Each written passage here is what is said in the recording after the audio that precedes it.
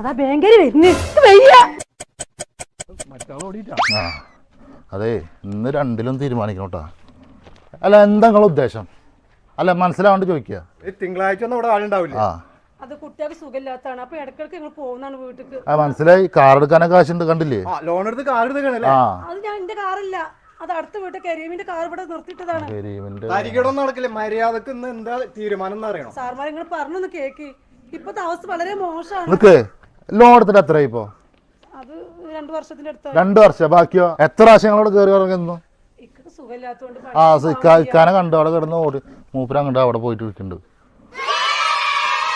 ഞങ്ങള് പൈസ ഒന്നും നിങ്ങൾ കയറും, നമുക്കറിയാം. നിങ്ങള്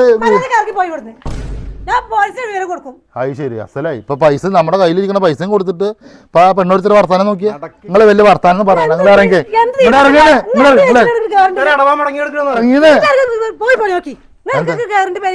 അപ്പൊ ലോൺ എടുത്ത് തിരിച്ചടക്കണ്ട അറിയില്ല. ഇപ്പത്തെ അവസ്ഥ അങ്ങനെയാണ്. തരികടൊന്നും നടക്കില്ല.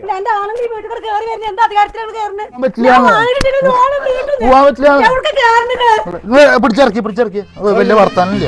ഞങ്ങളെ മൂട്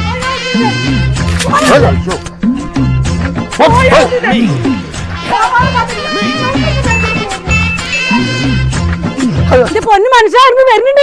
ഓടിവായോ, ഇന്റെ കയ്യില് കയറി പിടിച്ച മാനേജർമാര്. അതാ കൂടെ അവിടെ കണ്ടില്ല. അലിഭായി, ഇതിന് ഇങ്ങനെ വിട്ടാ പറ്റില്ല. നമ്മുടെ പഴയ കളീനെ എടുക്കേണ്ടി വരും. അതെ, ചോരക്ക്